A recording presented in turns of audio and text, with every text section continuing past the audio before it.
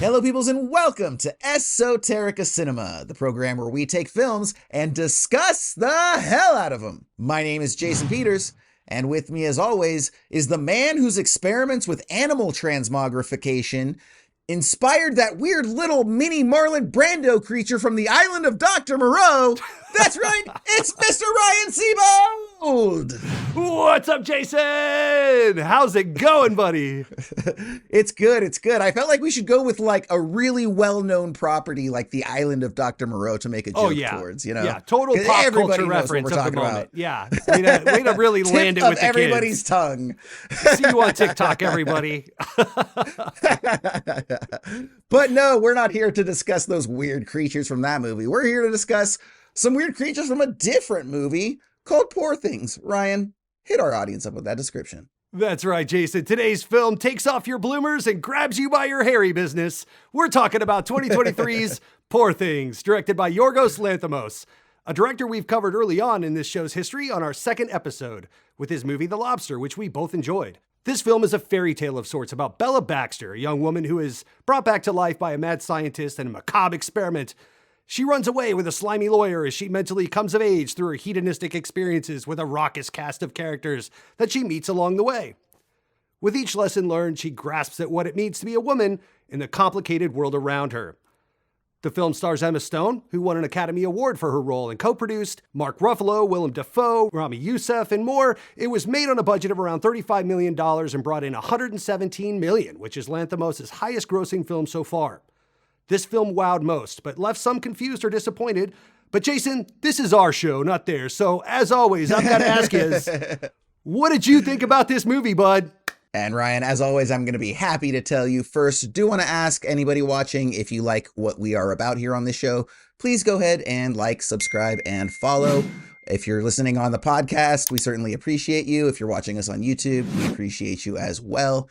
And Ryan, let's go ahead and get into what I thought about this film. I adored this movie, okay? I found it to be consistently captivating, imaginative. It was like far funnier and also more poignant than I expected. And, you know, this is one of those films that could easily just be weird for the sake of being weird, right? Like it's one of those films that wants to like antagonize you in an audience and kind of almost like dare you to like it. But with this film in particular, there's so much substance and there's so much depth. And it was like really thrilling to sort of take the beats afterwards and analyze how well all the film's components really piece together. We've got gorgeous visuals that leap off the screen, like this vivid three-dimensional painting. We've got like this really physically and emotionally challenging performance from Emma Stone. And look, they put the entire film on her shoulders and like she carries it with, you know, flawless talent, confidence, everything. Set, costume design, we've got some awesome and absolutely stunning art direction. And look, the details and flourishes in this movie are as elaborate as like anything you'd find in like the most, thrilling or detailed Wes Anderson movie, right? This was one of my favorite films of 2023, bar none. Can't wait to talk to you about it in greater detail. How about you, buddy? Jason, I absolutely agree. This film acts as a beautiful Rorschach test of sorts, as Bella Baxter takes you by the hand and, for better or worse, makes you a part of her world. To clarify my stance on your statement, I'd say that this is a very weird film and may not be for everyone. For starters, many of Bella's life lessons are learned by way of sexual acts. So viewer beware, do not watch this with your parents or maybe your kids. There's way more sex in this film than I ever expected. But scene after scene, the film is often placing you in terrible situations as seen through the simplicity of Bella's point of view. At times it made me cringe, at times it broke my heart, but more often than not, it made me laugh. And I appreciated the open-ended nature of the film allowing me to decide when it was appropriate to do each of those things. That is to say, when my mouth wasn't completely agape, eyes glazed over, at how absolutely beautiful the camera work, set pieces, and score all came together and washed over my brain like Godwin Baxter's sweet, sweet chloroform. Fantastic, Ryan. I'm really glad to see that we both have such high opinions of the film. And, you know, when I think about all the different ways the film works, a ton of credit has to go to director Yorgos Lanthimos for such a keenly aware what I would call specificity of vision, right? Sure. Like we've seen a number of these really experimental works cross over into mainstream success over the years. This can be films like, Spike Jonze and Charlie Kaufman's Being John Malkovich, or, Ken Russell and Patty Chayefsky's Altered States, right? Like where they're super weird films, but for whatever reason they crossed over. And I feel like with these films, when it works, part of it is that in spite of all the like batshit craziness that's on display, you don't really necessarily get the sense that like everything is an experiment where they're just throwing stuff at the wall to see what sticks. Like, I definitely think there are elements of that we see, but at the same time, I think that these are like mature artists who know what they are, and as such, their films are able to know what they are as works of art. And we've said a lot on this show. It's like you can be a number of different things as long as you're genuine and honest. That artistry is going to come out. There's a lot of people where I think they sort of like want to be weird or they want to be surreal, and it comes off as sort of hollow and false. But in this case, I don't think that's the case at all. And I think one of the most appealing aspects of it is just the whole visual element of it, right? Right. Yorgos' team, they took these dark Gothic visual cues and world building elements from like the source material of the novel, which took place in Victorian era England, but they heightened and exaggerated them to this level of visual artistry, which is as effective and amazing as anything that I've seen in recent years, basically. And so, but I also really liked the way that initially when they were going back and they were telling some of the earlier stages of her journey, they really relied heavily on that classic black and white visual look, right? That we see in like Dracula, and whether it was like the sort of fisheye lens, whether you can see, they have the outside of the frame sort of like just all hollowed out, where it's just all dark, and they've almost got this like spotlight effect.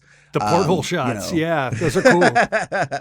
Yeah. And then, of course, they juxtapose that with later elements where as she like leaves and goes on her journey, so to speak, it becomes what I'd call this like color saturated steampunk, right? Yeah. Where it's this really cool world, but it's just very vivid, very bright. And obviously that's to sort of track, her progression of mind, body, spirit as well. So, and a lot of that I understand came from the efforts of the production designers, Shona Heath and James Price. And I think you have a little bit more that you can share about them. Can you? Absolutely, man. Yeah. This was one of the rare occasions that the production design actually grabbed my attention even before the camera work. Designers Shona and James had never worked together before, which is absolutely crazy and incredible. Oh, wow. I'll also add that they won an Oscar for this, and I'd say they deserved it. My mind immediately went to filmmakers like Wes Anderson, like you said, in the opening there, but also Tim Burton for obvious reasons because of the Gothic stuff, black and white stuff. We just talked about Ed Wood recently, so kind of fresh on my brain there. Also dealing with Bela Lugosi, so I guess that fits. Even the Coen brothers, because of all the whimsy and stuff like that, and the characters that Bela kind of interacts with along the way. In an interview, Shauna said the two of them, along with Yorgos and cinematographer Robbie Ryan, looked off into Dutch artist Hieronymus Bosch, which I always want to say hippopotamus Bosch, but that's not right. I always want to say Hieronymus Rex. So yeah, Hieronymus Rex, the creature Hieronymus Rex. Bosch. Yeah, just beware of that guy. He's dangerous. I'd been familiar with his name, but I couldn't recall any of his work directly. So I looked it up, and holy crap, there it is. Poor Things in all its wonderful color. Pretty much this entire film was shot on a soundstage, so everything you see in this film was a set, which is bonkers. Yorgos wanted to harken back to films in the 30s, so they painted all of the backdrops. This especially stood out to me in the Lisbon scenes, both because that's pretty much our introduction to the color portion of this film, but also because it's a whole-ass town square they built. It's enormous. The vistas off the cruise ship deck were an LED wall, but the image projected on it was also hand-painted, so still a win for analog art. And you've got to love the little touches like the green smoke coming out of the smokestacks of the ship or the digesting machine Godwin uses to eat with all the gas bubbles that come up. So fantastic. So ridiculous. I could do an entire show on just the visuals, but every scene is stacked. It just warmed my big old filmmaking heart to see a film with such sprawling hand-built sets, like all Wizard of Oz styles. Yeah, it was wonderful. And then we also have to acknowledge the efforts of cinematographer Robbie Ryan, who, certainly embodying that every frame is a picture mentality in this film. We've mentioned how gorgeous every single shot is. But this is a man that I have not really heard too much about. Do you have any information on him? Well, let me go ahead and backtrack here and just add very quickly that it's important to note that this entire film was told from Bella's point of view, which is why in the beginning it's black and white and Gothic and confusing, because to her, that's what the world is. As she progresses into Lisbon, it suddenly opens up and is drenched in pastel color from Hippopotamus Rex as she's practically stoned on the wonderment of it all, right? Yeah. By Alexandria, we're into harsh oranges and reds on the color wheel as she's dealing with danger and anger and grief, so harsh, stark colors apply there. This also informs the camera work by Ryan, like you said, as he and Yorgos chose a good menu of wide-angle lenses, fisheye, and the like that tend to disorient you and warp the image, including the 4mm Optex fisheye lens you mentioned earlier that gives that porthole effect we randomly see throughout. Later in the film, Ryan used some Petzval lenses, which are known for their swirling bokeh effect. Almost feels like a painting. So even when they're showing portraiture stuff with characters involved, the background is painted by the lens, even if the background itself isn't painted. It's crazy. That must be a Soviet era thing because Russian Helios lenses do that too. I recognized it immediately. Supposedly Lanthimos is one of those directors that knows his lenses and was able to collaborate with Ryan to custom tailor each scene's look, kind of like Paul Thomas Anderson did in Phantom Thread. I think we talked about that as well. Yeah. And whenever they'd get stumped, they just grab the 4mm to break it up with a porthole shot. So that's why those just kind of like come in randomly throughout, because every now and then they'd be like, grab the porthole, grab the 4mm and throw it on there. So as much as you'd love to look for meaning in that and be like, this is when they want to use the porthole shot, it's like, kind of, but also a lot of times it was just random because they didn't know what to go to and needed to zhuzh it up a little bit. But also worth mentioning real quick, they shot this on film, including some VistaVision I saw stuff. That. That's crazy. Yeah.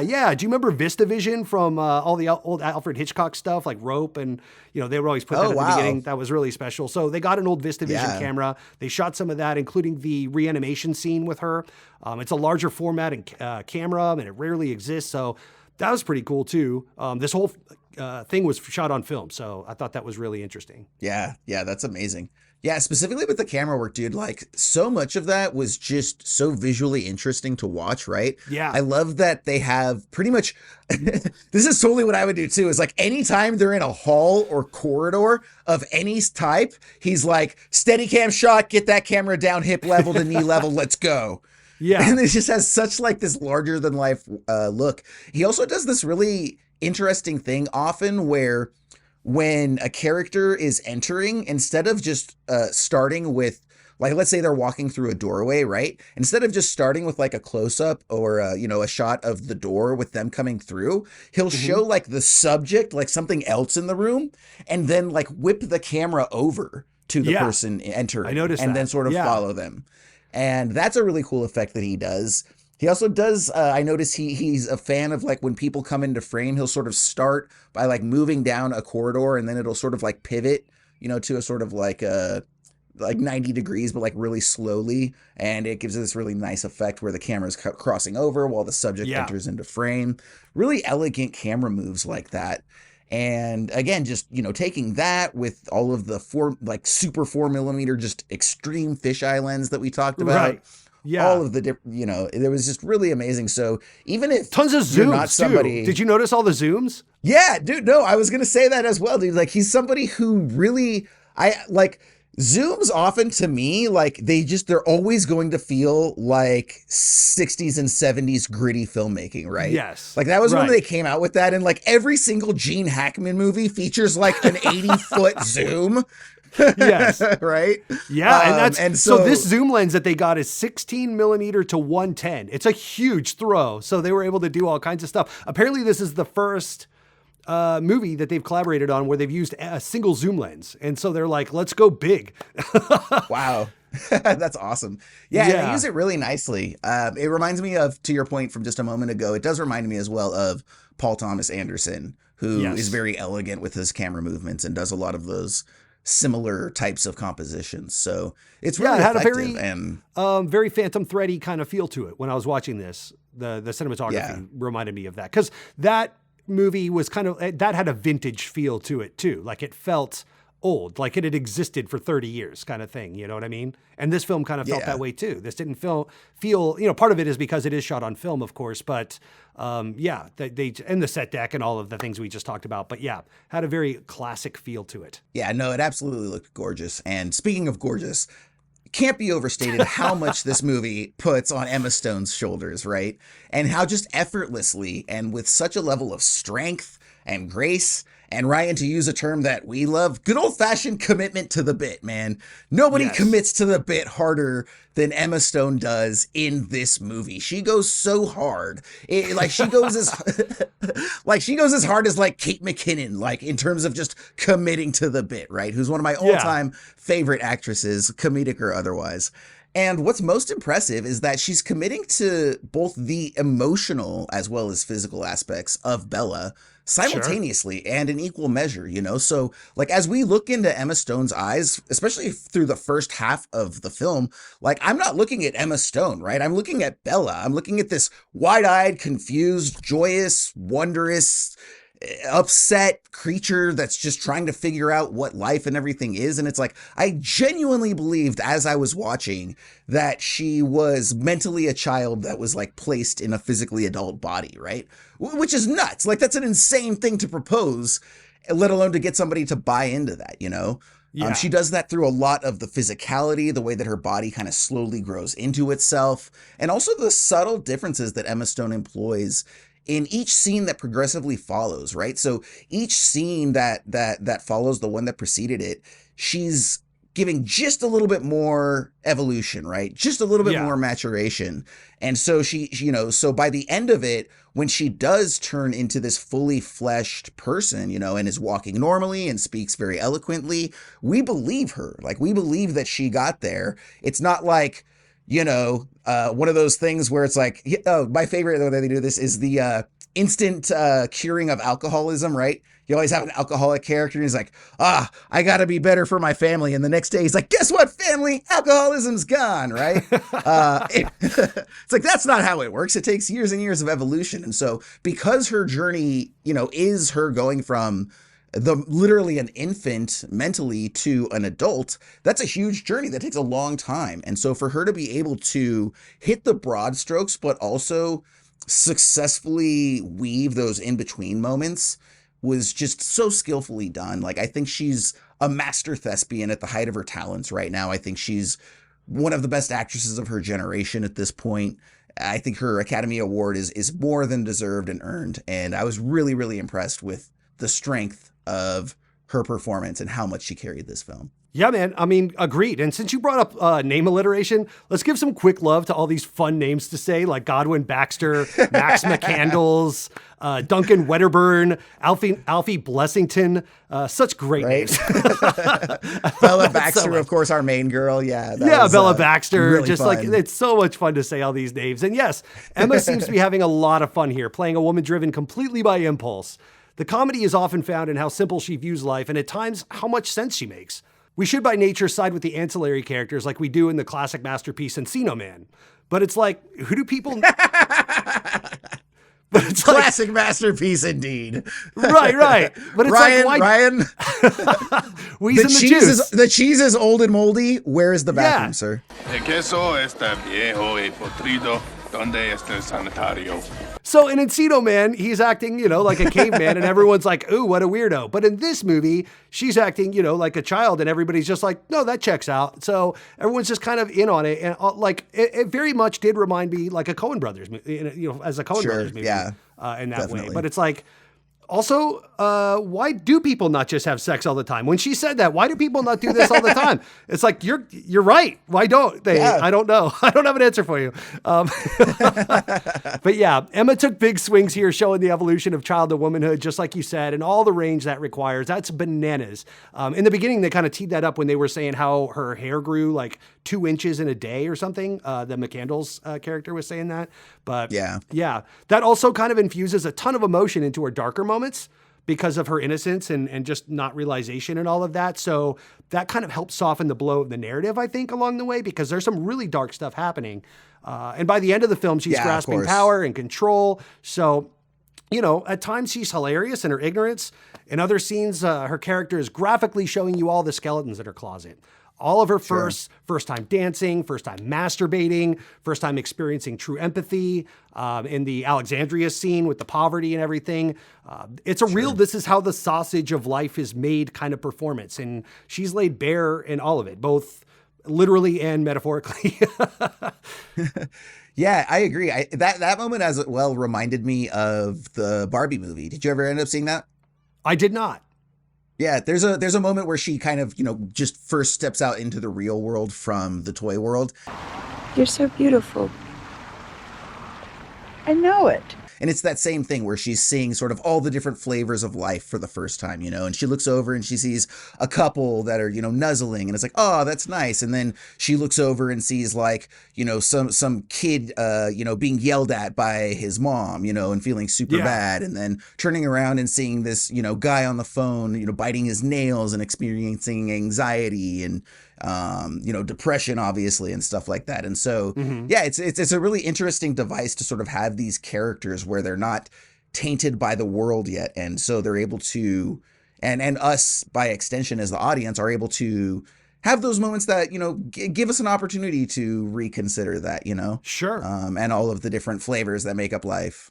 It made me think of Edward Scissorhands a lot, because it was very kind of Edward Scissorhands-y too, in the same way that Johnny Depp's performance, because he kind of comes into that world very naive. He's been hidden away in the same way and stuff like that, and has to adapt and catch up very quickly. So that innocence gets taken away, and then you've got the fight with freaking what's his nuts, the kid from Breakfast Club, Anthony Michael Hall, and all of that. So and then he, cuts Winona Ryder's face and stuff. So it was a very trial by fire growing up experience for Edward Scissorhands in that movie. And of course, all the gothic undertones and stuff as well with that. But I think this did it better. That's a classic, and I'm not taking anything away from it, but this did all of that with all the dynamic cinematography and set design and stuff. So it was a hell of a performance, and she definitely deserved that Oscar. I agree. Absolutely. And equally impressive are some of those supporting performances, Sure. They were all super strong, from Willem Dafoe playing Godwin Baxter,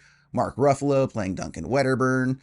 I mean, I'll give you my opinion first, but do you think that either of those performances stood out over the other, or do you think it was a pretty solid ensemble? Dude, I mean, all the above. I'm not the only one to say this, but it was so refreshing to see Ruffalo in classic form again. I've only really seen him play the Hulk for so long. Like, he's got some of the best lines in this film. And at times he even gets to kind of be the voice of the audience as he responds to Bella's absurdity. Like, some of the responses he had felt natural for me to say too. Like, when he finds out she's got the money the entire time in Paris, I think that's how I'd respond in that moment as well. It's like, you had this the whole time? Are you kidding me? You've had this pair of extra gloves this whole time? She's like, well, it was just for emergencies. It's been an emergency. Dafoe is great as always. It's terrible for me to say this, but I almost just kind of expect him to be great at this point. It's not like I take him for granted. That's not what I'm saying. Yeah. It's almost kind of like Christopher Walken, I expect him to be Christopher Walken always. Almost like the breadsticks at Olive Garden, right? I could talk about dinner and then be asked, well, what about the breadsticks? Hell yeah, the breadsticks. I just kind of assumed we all agreed on that. Like, Dafoe is the Olive Garden breadsticks of every movie. We just all kind of assume that he's going to be great. That's what we're here for, is the all-you-can-eat breadsticks. So anyway, I will say my favorites might be the couple on the boat. Two more amazing names, Martha von Kurtzrock and Harry Astley. Such great banter there. I love when Ruffalo went to the top deck to confront her and Astley tries to stop him and she immediately concedes saying, oh, terrific. I never imagined being murdered, to which Astley replies, well, she seems happy to die. I'll get out of your way then. Again, this all kind of plays in line with the Coen brothers and the playfulness at times here with stuff like that. That was all very Oh Brother, Where Art Thou-y to me. Yeah, I do think that with Willem Dafoe performances, to your point, it is kind of a little bit easy to take him for granted. Right. He's one of those guys where it's like he's always willing to go for the grotesque, right? Or go out there. And I think that he's probably somebody that's like done so many performances over the course of his life that he's more than happy to get down and do some weird shit with the Robert Eggerses and Yorgos Lanthimoses of the world. And he's good here. But yeah, to your point, I think that Ruffalo, because the Godwin character is inherently pretty one note, right? Like, he's pretty much the same dude the whole time. And even later on in the film, when he goes through a little bit of his alcoholism, he doesn't really change that dramatically, right? But yeah, I thought Ruffalo's character was really interesting. At first he's just this obviously, girl chasing lascivious guy who's trying to sleep with everyone and considers himself to be this like super major player. But it is very funny how quickly he ends up succumbing to Bella's whims and how he is like going mad trying to keep her to his own end. A normal woman would probably go along with it, but she's got the mind of a child in many of these instances. And so she just has not come to understand why she's supposed to be subservient to him, and that drives him mad. And as a result, we realize that like this dude never had any power to begin with. The only power that he had, and that so many people, men, women, whosoever, the only power that they have are often the power that we give them, you know, assuming that they're not one of those people who has decided to forcefully take it. Yeah, I So mean, it's really interesting. it reminded me of like, I don't know if you've ever taken a toddler to Disneyland or Disney World in my case, but it very much like good luck controlling that situation. They're all hopped up on sugar. Exactly right. They're sleep deprived because they were all excited from the night before, and they're just going everywhere. The whole world is like just sensory overload to them. And it's like, no, you know, and they're throwing a fit, they're tired or they're cranky. It's like, I'll talk to you when we get home. You know, don't make a scene, but good luck with all of that. You have no power here, sir. You may think you do, but Yeah. good Absolutely. luck. And what else is interesting is the structure of the film, you know, and how it sets up this unique pattern wherein as the film progresses, it sort of mirrors her growth and development, specifically with regard to the like social and intellectual mannerisms. And it's also interesting because there is sort of like a clear inspiration for her journey, right? And how she sort of evolves with regards to her thought processes and considerations of the world and all of that. And Yeah. I found it interesting because it kind of brings up an interesting point, because as I was considering the nature of the character arc, I basically interpreted her growth as reflective of sort of that like quasi-traditional American experience of like growing up, like, right? Or like the way that it would be represented in a movie, you know, where as a child, you know, we're very innocent. We assume the best of the world. Emotions are very simple. Good is good. Bad is bad. Everything makes sense because it's based on this sort of like limited and juvenile understanding of the world, right? And then we get older and we learn more about the truth of the world at large and the people around us. We become more questioning, less trusting, more cynical. And then from there, you know, the traditional arc is to like go through this sort of like liberal line of thought during your, you know, college years and stuff, right? You know, Right. the whole classic like going to Vietnam or protests and all that sort of stuff back in the day, right? And, you know, it's during this time that, you know, we might start to experiment with like drinking and smoking and consider alternate expressions of sexuality and lovers and all of that. And it's a very confusing time, but there's a lot that we're sort of like dabbling in, right?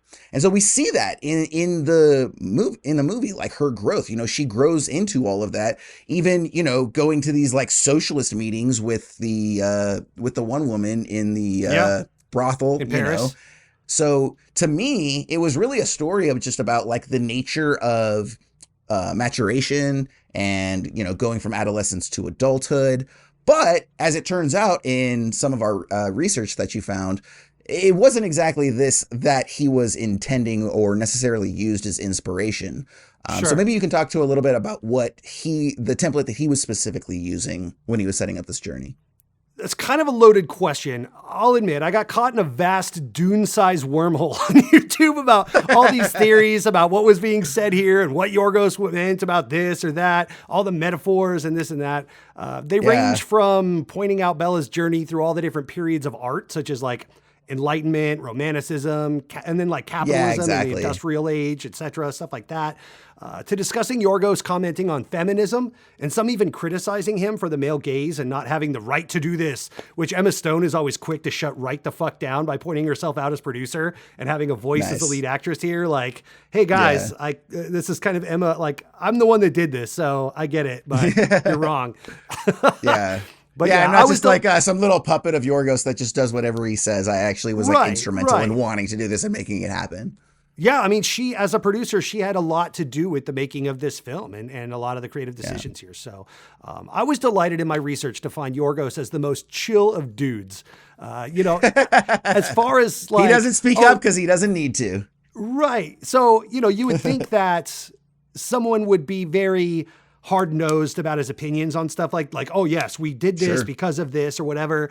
But a lot of shrugging on this. He's like, yeah, you know, he was just totally chill. So take it or leave it.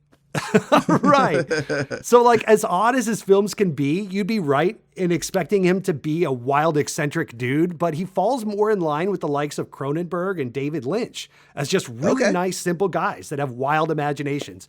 You know, we covered Cronenberg on The Brood, and we talked about that as well. And David Lynch on Elephant Man. I always want to say Elephantitis Man, but that's your creation. No, that's our wonderful fake trailer. Yes, for those of us that Man. don't know, we used to do sketches on the old seasons of the podcast. There, you can go back and check them out.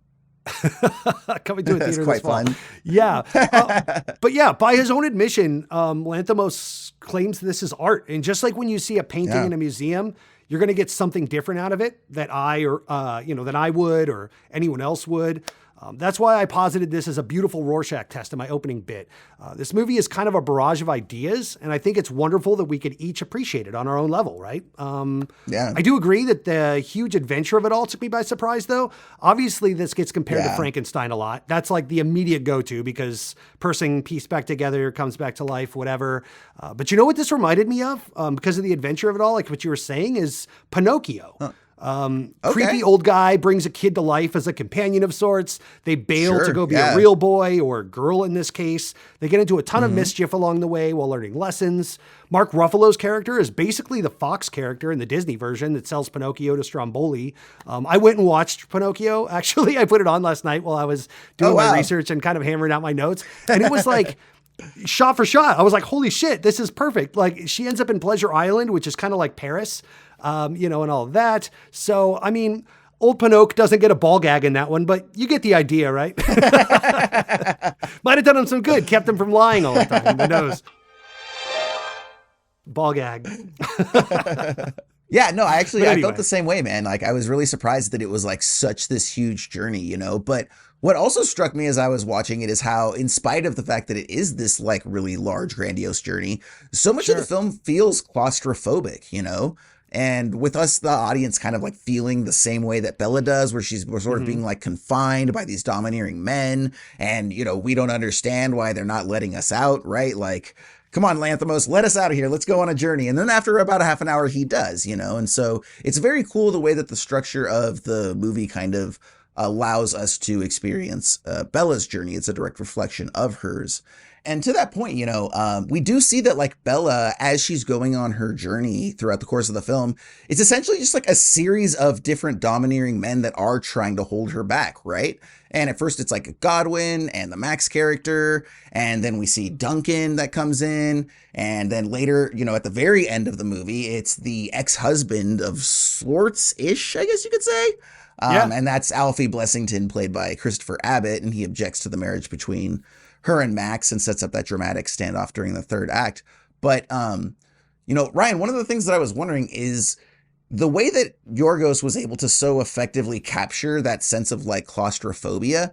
Did you, in your research, did anything come up as to how he was able to achieve that? Yeah, that was absolutely intentional. The set design was intended to make Bella feel trapped when she's in many of her scenarios. That ship feels big, but then they added in like large chandeliers and oversized spiral staircases and large dining tables to kind of fill up the empty space and clog it all up. Even when she goes to Paris, we really just see that one courtyard and then the brothel, and that's kind of it. She never takes a stroll down to any of the monuments or anything. I looked it up, and the Eiffel Tower was finished in 1889.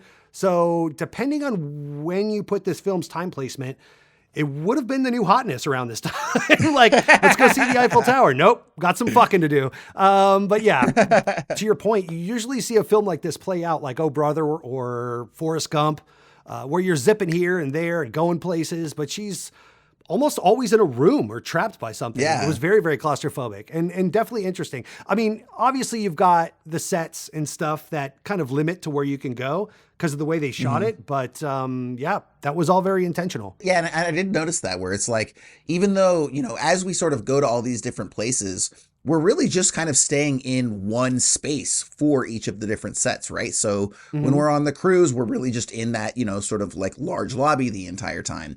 When she's in the brothel, we're spending most of the time in her room with, the different clients and such as that. So even though it's this really big, large journey where we're going to a lot of different places, each time we get there, like, we're still staying in this one place, right? It's like those people that like go on vacations to fancy places and then spend all of their time inside the hotel watching TV or something, right? It's like, well, I traveled across the country, but I also really didn't do much when I was there. So, and so again, it's like, part of us just wants to be like, no, dude, go to the ocean, go out, go for a run, do something, right? Don't just sit inside here. Tired. And so, I want to have sex. I want to have weird sex. Yeah. Yeah. So did you notice real quick before we change topics here, but did you notice that the stateroom in the cruise ship changed several times? And I kept wondering, it was like they were fitting the mood and throwing out continuity altogether. Like, fuck continuity. I want this room to be like hyper orange now, because I noticed it when they were in Alexandria. I was like, are they still on the cruise ship? And yes, they were. And the room was all orange and red to match the exterior.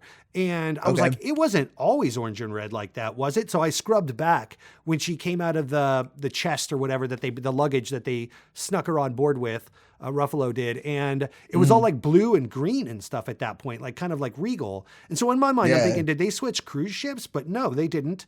So that was odd. They were, and then right before the dancing scene, their room was all white and kind of like pristine and ivory and stuff like that. So if you go through this movie, if you ever watch this movie again, pay attention to the rooms changing. I was like, wow, that's ballsy. Interesting. Now, Ryan, one of the things you mentioned earlier that I do kind of want to get to is just how much a part of this film's DNA revolves around nudity and sex, like you kind of talked about, right? Like there is a lot of it in this film, and it is pretty graphic, all things considered. And I was actually like really shocked that like Emma Stone was willing to do all of that, just because we haven't really seen her do that type of nudity on film before. And especially like sexual expression. So, but yeah, no, she definitely just like owns this entire thing. And as far as the sex of the film, it's utilized thematically and tonally for different aims. And I know that like a lot of audiences found that uncomfortable. I personally know several people, by the way, who specifically used the phrase weird sex to describe the content of this film, okay? I'm like, what was the film like? Right. They're like, oh yeah, it's got this odd chamber music and a lot of weird sex. I heard that like so many times. So I'll give you my opinion, Ryan, but it does. But what did you think about the nature of how sex was employed in the film and how that might relate to any of the themes that are present in the film as well? Dude, not only did you hear about that, but believe it or not, even though this is an Oscar winner, this is a very divisive film. And if you go on YouTube and look at other reviewers like ourselves or critics, usually that is the dividing line of whether or not someone likes it, is whether or not they're down to clown with the weird sex in this movie. If someone doesn't like this film, usually their review kind of begins and ends with the weird sex. That's where they're like, dude, too much. But honestly, it was just a part of the narrative to me. Yeah. I was neither turned on or weirded out. Off the dome, the theme to me is the relationship between men and women. So in this case, and in many others, men have the power in sex and in relationship, and specifically over Bella here, but they're apish and arrogant and gross. And Bella is able to learn how to use sex as a tool to gain the power back and to take control of her own life. The film depicts in one scene sex between Bella and another woman, and it's totally chill vibes, just pleasure central. Yeah. Nothing weird. So I thought that was really cool. Like, so when they show it with the men, like they got one guy eating hair or one guy like dry humping her leg or whatever, but then they show her with a woman and she's like totally just chilling, enjoying herself. And by the end, Bella's relaxing with a martini in her garden, and she's brought her lady friend with her, and she holds dominion over Goat Boy. So if you're going to use weird sex as a plot device, that's how you do it in my book.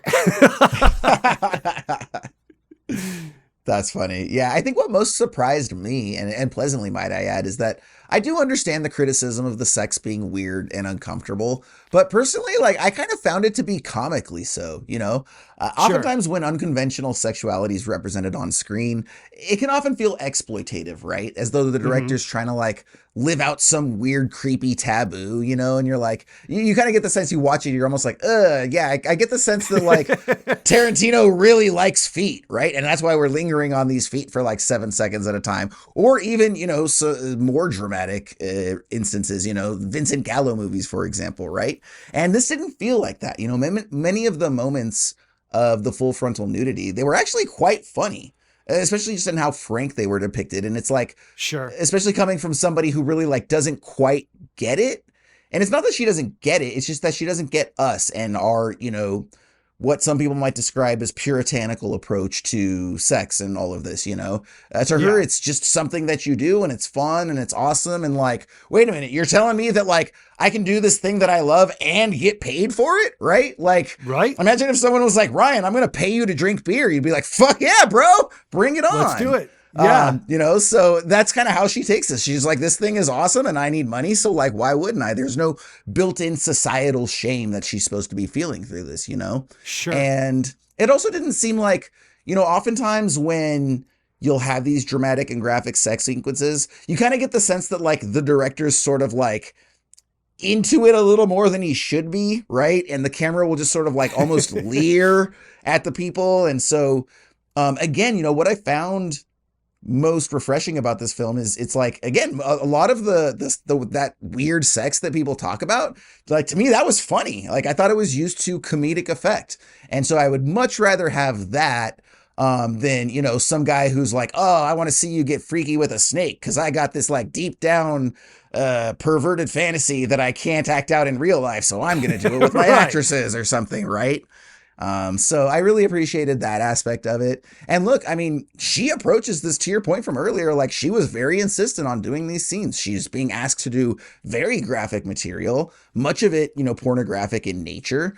And Sure. she does so with believability and commitment. And again, she's both, funny, strong, dramatic, all of those different things that she's supposed to be in the moment. And so I appreciated it, and the sex didn't bother me. Yeah, dude. I mean, I touched on this in our review of The Square a few episodes back.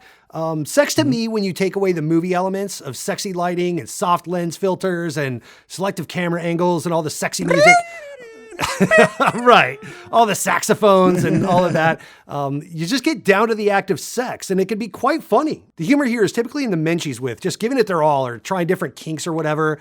It's just in the silliness. In the beginning, she's enjoying it because it's all new to her, and that's kind of true with all of us, right? Young sex was hot for the simple act that you're just having sex, and that's exciting. And so that's where she starts. But by the time she gets to Paris, it's just gotten ridiculous. Like I said, one guy's humping her leg, another guy's eating her hair. There was the one guy, the priest or whatever, that she genuinely enjoys her time with. And she's like, God gave him a gift or whatever, before that she sees that he's a priest, or we see that he's a priest. But then the woman, kind of finds her way to her, and then they are enjoying it. So if it's weird or exploitative in any way, to me, it's exposing men as the hairy apes we are, and all of our grunting and slobbering hubris. So, we're so stupid. But yeah, kudos to Emma Stone for seeing it for what it is, and to Lanthimos for being able to navigate those waters so delicately. So I have in my notes for the Paris scene, sex montage, which made me think of my hit sketch track from 36 Chambers, 69th Chamber of Sex. So we actually did get a sex training montage in this one. So awesome. Another sketch reference for you, Jason, from our days of yore. Right on, dude. Just getting the Those hits sketches, in there. Those sketches will come back yet. Just you wait and see, people. They're going to come back bigger than ever. Figure it out. Now, Ryan, the last aspect of the film that I do want to discuss before we go is the score, which once again is completely idiosyncratic, and it's an inextricable part of the film's DNA. And what I found most distinguishing about it is like how well it paired this childlike sense of innocence, where oftentimes the melodies sound as though they're composed from and for like a music box, right? Like you would open up and the little ballerina spins around and it's got like the nice little melody. And, they take that and they combine it with this sort of like sense of foreboding and dread through these like chamber instruments and these like low cellos and such like that, And then as well, they do this thing where there's so much space between each of the notes and the sounds, just like miles and miles of space. So it creates this like tension and unease and dread. But then that's like immediately juxtaposed with this very childlike nursery style music box sound and melody, so it's a really interesting like juxtaposition between those two things that creates it's like, it's like almost like an uncomfortable comfort or something, right? Like one of those, what's the oxymoron, right? It's like an oxymoron or something, right? Just a musical oxymoron. That's exactly what this score is, because it'll totally come at you with this really sweet melody, but then they'll also like bend and manipulate notes in weird ways that are just sort of like uncomfortable. And so again, all of that It didn't, you know, in many ways it did remind me of a film you just mentioned a little bit ago as well, The Square. The Square did that, but I think The Square did that more with its sound design, you know, where it Yes. would just sort of have this like uncomfortable, you know, baby wailing or stuff in the background. Hmm. And it's just sort of always there. And so even when other stuff's going on, it like never really goes away. So what was your response to the score? Yeah, I mean, even the sex scene with the square, like I was saying, was very awkward because it was, you know, void of anything else other than just the awkward sounds of sex. It was very, very weird. But yeah, it was something that I noticed. Very, very rarely am I going to notice a score and set design before even the cinematography or the acting, but it was something that stood out to me right away. It was like you said, like all the bending notes and weird, awkward pauses and stutter stops along the way. So I did some research, and the composer here is a guy named Yurskin Fendrix. He's 29 years old. He has one album to his name. Apparently Yorgos heard his work and said, "You're hired."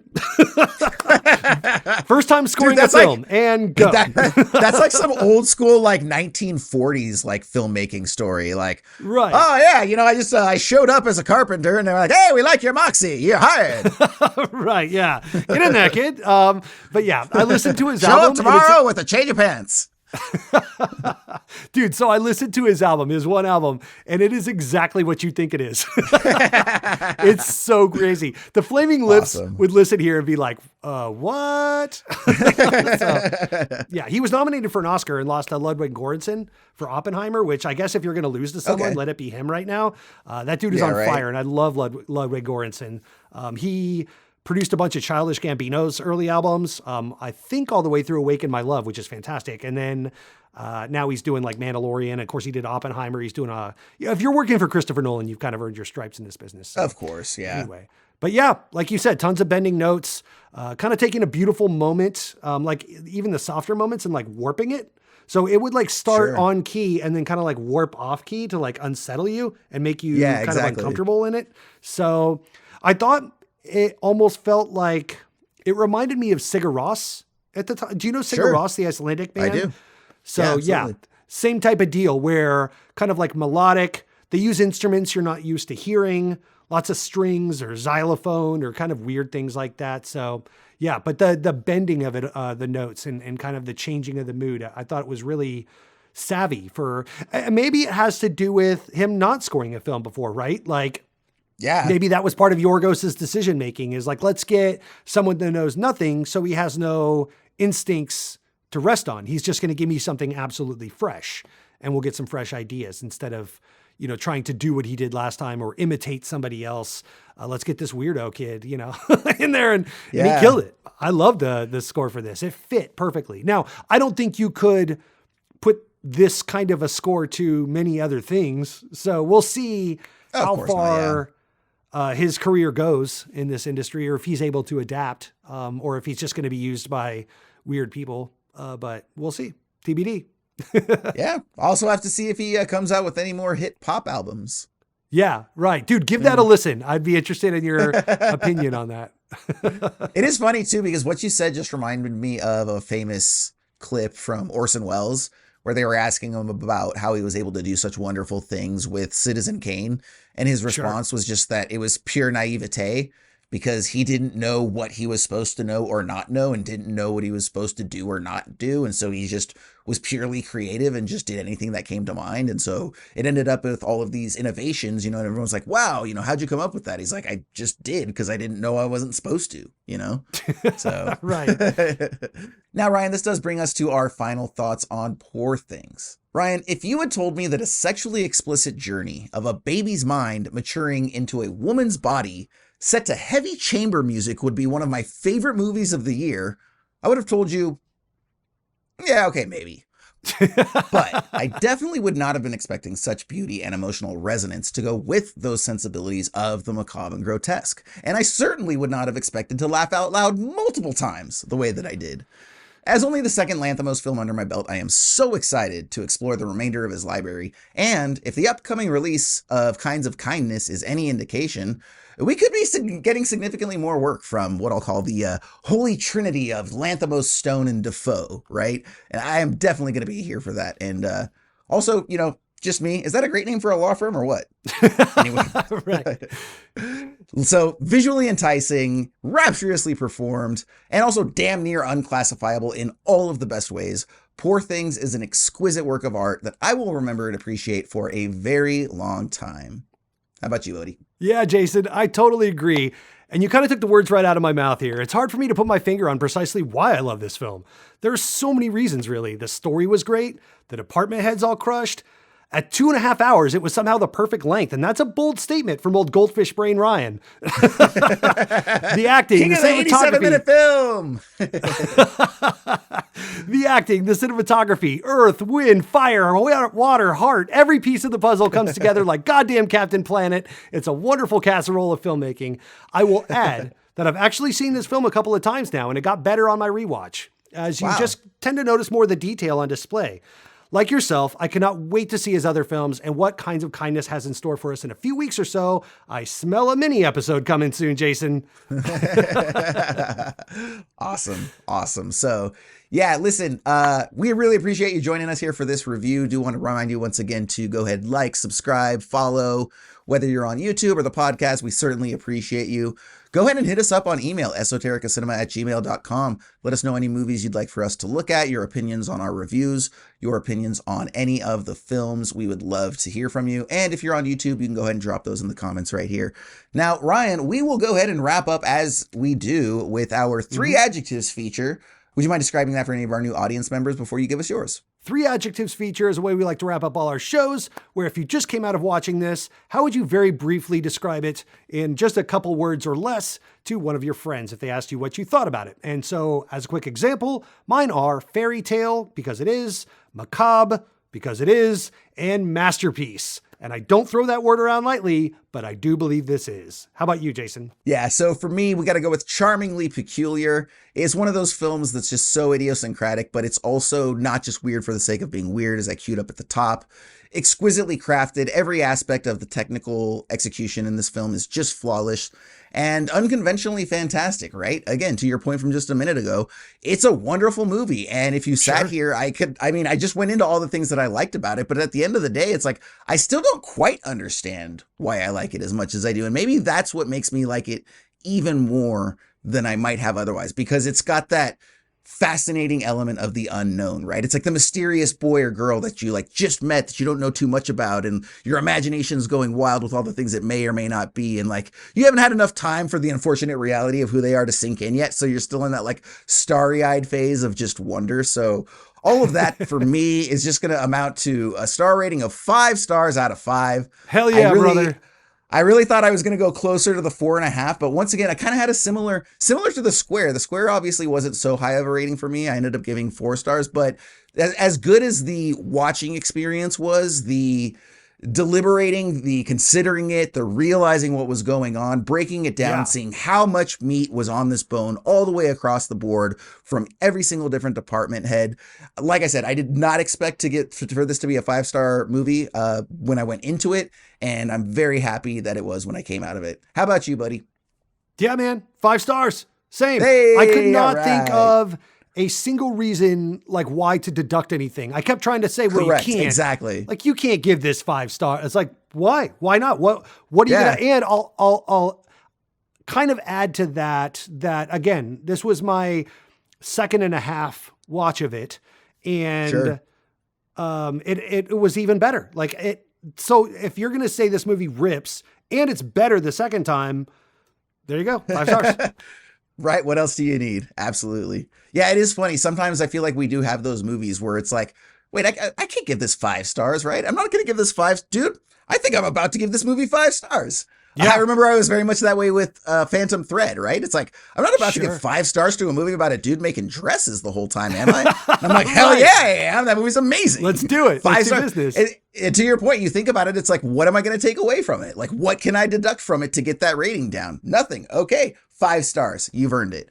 Obviously, as we've said, this is not a film for everybody. So if you're not a fan of avant-garde filmmaking, if you're going to see this movie with, your very conservative parents, if you're somebody who just gets, uncomfortable around like gratuitous sex, even if it's maybe employed in comedic ways. This movie probably isn't for you, but if none of those things bother you, if you love outstanding visuals, memorable performances, exceptional camera work, department heads all across the board crushing, Poor Things is absolutely the movie for you. So thank you so much for joining us here for our review of Poor Things. He's Ryan Siebold. I'm Jason Peters for Esoterica Cinema. Enjoy the movies.